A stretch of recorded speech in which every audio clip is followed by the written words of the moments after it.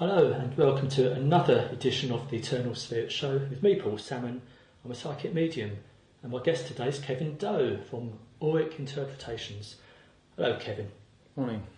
Lovely to see you because we have met a few times We have, over yes. the years. And last time we met at the Felixstowe Mind, Body and Spirit That's right. Festival where you did take my Auric photograph. Yeah.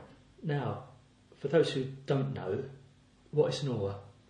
An I know aura, it's difficult, it's a big one to ask you. an aura is the metaphysical part of the outside of you. It's the energy that surrounds you. It's your consciousness. It can be seen, felt or experienced. And a typical example is that you're standing in a room, someone walks behind you, you haven't heard, but you turn around. Why do you turn around? Because your aura sensing is telling you that there's someone there. That might be like, dislike, love at first sight. Yeah. Oh, right. So we may have all felt this in our lives, but maybe a lot of us just don't know. Very much so. Maybe the scientific approach of what it is. You see, I can actually feel auras, Yeah. but I can't see them in real life. But I believe people can, can't they? That's right. There's no hard and fast rules to seeing, feeling or experiencing auras. Yeah. We teach many people different ways. For some people, just looking and closing their eyes and seeing a reflection. For others, it's feeling. We just ask, what do you feel? And for another person, they can actually feel the space. Healers, particularly with sensitive hands, can walk into the space and they can sense and feel that. Oh, right. Is that where we get the psychic knowledge from as well? Because we can, I mean, maybe not mediums, mediums as well, but psychics can pick up on the auras and it's got information. Very much so. As well. Very much so. So there's a lot going on, Kevin. We tend to not go with our feelings this day and age, and what we quite often find is that people that feel their way will express and understand aura information very, very easily. For those that are in the left brain and in the educational brain, they tend not to pick it up, so we have to teach them basically to let go and just to feel with the heart and to be expressive more. You're actually from Aura Interpretations, your website. I said Auric at first. So you interpret auras and you do it with a camera, That's which correct. is, like I said, you took my photograph in Felixstowe. Yeah. But before we show the photograph and talk about the camera, how did you get into this? Many years ago, or over the years, I've had many spiritual psychic experiences. I can never really put my finger on them. It just happened. And about 9-10 years ago, I went to a Mind, Body and Soul show and I see one of these cameras. I thought, I don't know, I felt led. I had to go and have a reading. I had it done. It should have been a 15-minute reading. An hour later, we were still talking and the lady said to me at the time, she said, "You'll be doing this for me in a year's time." At that time, I thought it was that no way, no how. I didn't have the confidence to speak openly. It was unbelievable to me, rightfully enough. In a year's time, I was doing it.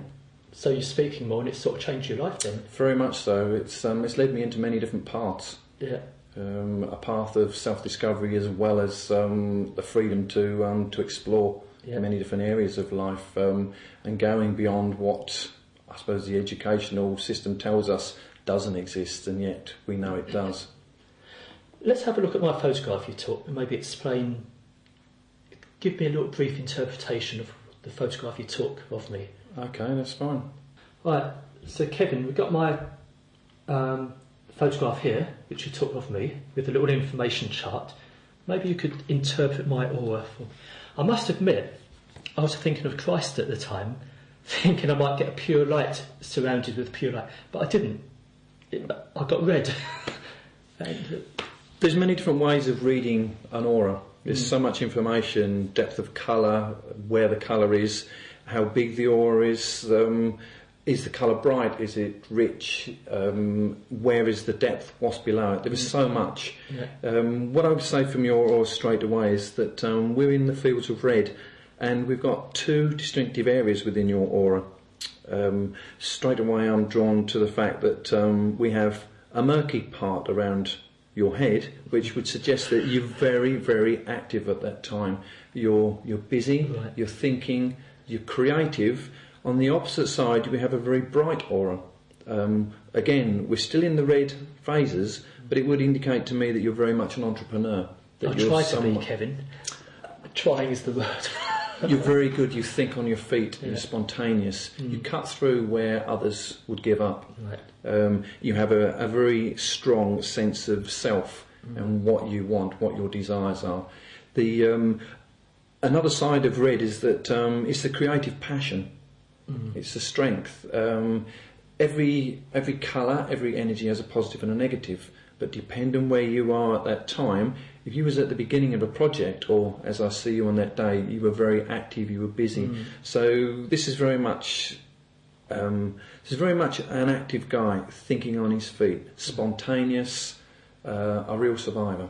So always do change. So later in the day, if I thought different, the colour would change maybe? They change. Colours layer. The way I read colours is I see the top colour and I see what's underneath them as well. But usually what we find is that people have a predisposed colour that they come into with their lifetime. That changes off and on. With some people it's distinct, with others, if we've done a story with people over 2 years, 6 months, and you see that maybe in the first 3 or 4 photographs, they usually stay the same. But if they're in a process of development, the whole thing is cathartic. People go away with their photographs, they sit, they take on board. We may give them something that they might not like to take on board at that time, but actually sitting in their own private space, they can actually own that. And if it's something that is a personal thing that's gone on, it's really deep, it's quite difficult for someone to give that to you, a stranger, and for you to work with that straight away. So were you trained in interpretations, or is it a natural gift as well? I was never trained to do this, but I am a trained psychotherapist counsellor. Oh, right. So the two go hand in hand very well. So if I've worked with someone that obviously has some really difficult things to process, actually having the skills to know how to support that person after the reading has gone on, and to point them in the right direction so they get the right help and support. There must be a lot of self-satisfaction then with what you do, your work. I've been asked that question many times, and to me it's like being a kid around a Christmas tree. To see, to meet people the first time and actually think, what will their aura be? What I'm seeing is not always what they think they're displaying. So to think on my feet and to actually be able to embrace that person's energy, it's not always easy, because a person can be closed, others can be very open. So we gently feel our way into the person's energy, and what is there will present itself. So Kevin, let's talk a little about this camera of yours. Now, it doesn't look the average type camera to me. It looks rather just like a box, which it is. But how does it work? It's quite a complex system. We have here a biofeedback plate, of which we have 2. How the system works is it picks up the bioresonance, the electromagnetic frequencies of the body, and what it does, it takes the information into the camera. The front part of the camera, the white box that we see sitting beside me, is a computer with light emitting diodes. On the back of it we have an industrial Polaroid camera. What happens is the information is fed into the camera, and it resonates with the colours and the colour frequency responses of our emotions. Max Lucia was a guy that you can do colour test online. He was a colour psychologist, and he set the colours down many years ago. The camera takes a photograph, drops a mirror down, and then while the plate is still malleable, it projects the colours onto the photograph. So there's 2 ways that this camera works. One, it's picking up the electromagnetic energy of the body, and 2, it's taking the photograph of the person to place them in the shot. So my understanding to date is that you can't really use a camera singly on its own to take all the information, the colour information. Right. You can use a standard camera to capture the aura, which you can see on my website quite clearly, but to actually get the colour information, that's a process that needs a deal set up. They don't come cheap either. I won't ask you how much they are. Certainly don't. But it's a valuable bit of equipment. I remember when you took my photograph, I had to put a hand on each of those magnetic plates, didn't I? Yeah. Excellent. And I believe you do workshops and you take this camera to different places and give talks. We do healing groups, spiritualist churches. The sky's the limit to what we do, because the system, not only this system but the new system now is live aura. And what we're able to do is to demonstrate what we perceive with the technology to be the act of healing. Right. So there's a vast learning curve with this now. Energy, everything has an energetic signature, whether that's from a crystal, a piece of fruit, a live plant. There was an old experiment that was done years ago where they cut, it's called the phantom leaf effect, and they photographed a leaf with the early Curlian photography, and then they cut a piece off the leaf and photographed it again. Surprise, surprise, the part that was cut off still existed in the electromagnetic field of that leaf. Right. But I believe there's a new way of filming auras. There is. You'll have to tell me about this because I know nothing about this whatsoever. It's software orientated, right, in as much as it takes the information from the blue plates, the biofeedback plates, and it places it into a software system. But what it does, it gives us many possibilities. We can project this up onto a live stage, which we've done in live shows. It gives us the ability to demonstrate light, frequencies, which are magnetic resonance. Light split from the sun is both sound and light. So instead of taking one photograph, is it like a video film? That's right. It works at 16 frames per second. Our average camera works at 24 frames per second. Right. So it's very close to a modern video, but just slightly more jerky than that. The difference is that there's a vast amount of information going in via the camera, via the feedback. So I could be sitting here moving, if you like, and it could be photographing me. And would I see the colours change a bit? Very much so. You see lots of changes going on. Really? There's lots of links on the website which you'll be able to see demonstrations of that. Well, give that a mention. The website address. The website is www.aura-interpretations.com. Right. Or if that's too much for you to remember, contact me here at Eternal Spirit Show. I'm sure people will get in touch. What's the future hold? Where do you think we're going next, Kevin, after this next way of filming auras? Have you got any idea? There's some real challenges going on with aura. We're living in a world now that is actually recognising that we are not just a physical shell of the body, that we are an energy-based reality. And that energy-based reality is now bringing this sort of equipment into diagnostic processes. There's various equipment on the market now where you hold two cylinders and it gives you a diagnostic of what the energy of your body is. The body's either working in phase or out, in harmony or in disease. Right. So those systems are excellent. Russians are working very hard at this moment in time in bringing us back to a diagnostic usage again. Really? So although our particular equipment is not for the medical fraternity, there are systems out there that work bioresonance, biofeedback, that give excellent diagnostic capabilities. I mean, I remember looking at, well, I still do, at churches, church windows and paintings. You see the aura or halo. That's correct. Now, is that representative of the aura, do you think? Well, from looking at biblical texts and other documents around the world, yes, the Hindu tradition shows all the chakra points on the hands, the energy centres. And if you look over my shoulder to my poster behind me, you can see the energy points very, very clearly. Years and years ago, they used to tell us that these energy points didn't exist. But we find out that MRI scanners can actually detect them quite easily. They line up with the central endocrine system of the body.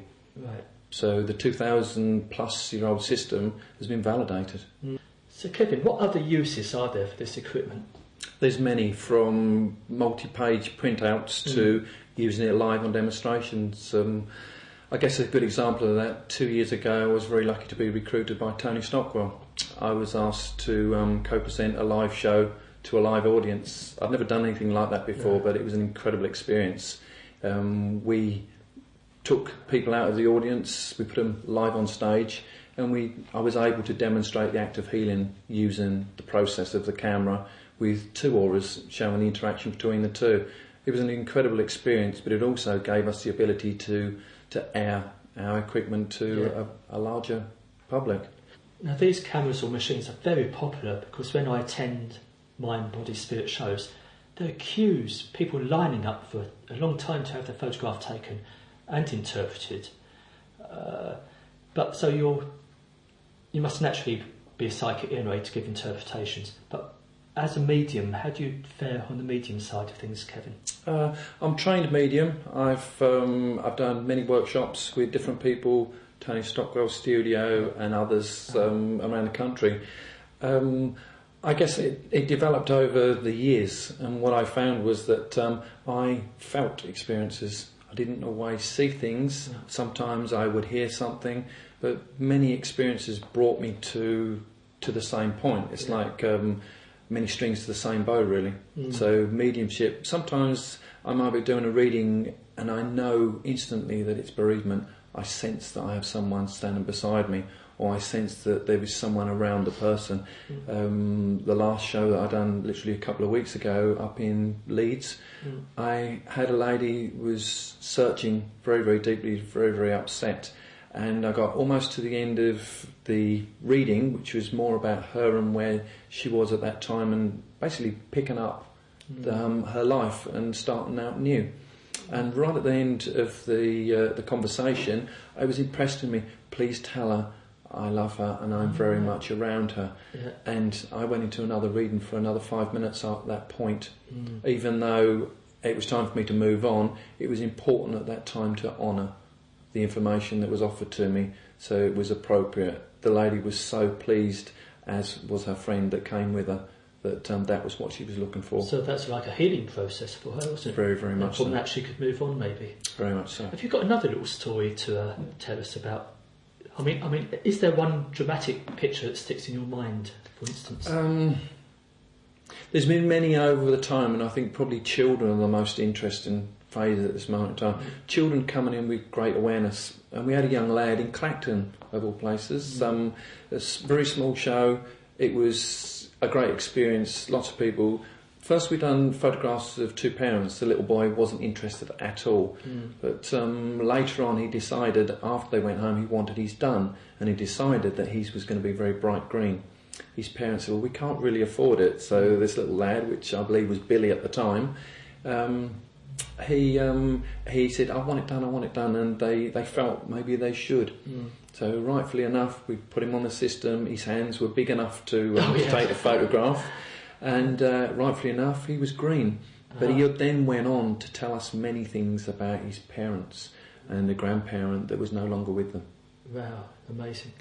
So yes, his ability was far beyond what his parents had perceived. But the benefit was that in the past he used to get up in the middle of the night and he'd be sitting praying on the bottom of his bed. Good grief. And they didn't understand what he was doing. From having the aura photograph done, they could see that when he gave them something, there was a greater element of truth about it than they had perceived previously. So he was a very psychic little lad. And others the same. I guess the most obvious one is a couple of weeks ago, again, same show. A guy and his girlfriend came and had their photograph done. For whatever reason, we couldn't do both of them. It was at the end of the show, doors were closing, etc. So I said to him, "If you come back tomorrow, bring your photograph with you. I'll do your reading in the morning." He came back in the morning. Unfortunately, he forgot his photograph. So it was like, okay, what am I going to do with this? I sent him away. I said, "Come back in about 10 minutes. Let me think about this for a few moments." So I just chilled out for a few moments and meditated on it. And I thought, psychometry, set of keys. So I asked him back. He came onto the stand, and I asked him. I said, "If you've got a set of keys or something personal, I'd like to hold it and I'll do your reading that way." So he said, "Is that possible?" So I said, "Well, it's the first time I've done it for a long, long time, but I'll give it a try if you're willing." We sat. I gave him some incredible stuff that the guy's face, he almost fell off his chair. You know, he was amazed, and so was I, to be quite honest, because I hadn't trusted myself to use that method of working. Psychometry is an excellent tool, and it's another string to the bow. Right, Kevin, outside of all this holistic cameras and what you're about, have you got time for hobbies or anything else? I certainly have. I love to walk. Lake District is a place I love. It's very close to my heart. I have dogs. Spend a lot of time walking with them. But I'm also into anything and everything that's outside of the norm. My life has been full of experiences, and they seem to be coming to a focus point. Where do you think you're headed? I don't know, to be quite honest, because I could have never perceived where I am at this point now. Yeah. But I've just started doing film extra.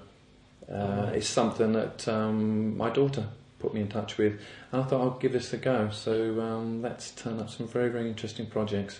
Right, that's a whole nother show then, maybe. That's a whole nother show. Kevin, thanks for being my guest today. It's been enlightening learning about your equipment and the auras. And thanks for watching. Goodbye and God bless. Thank you.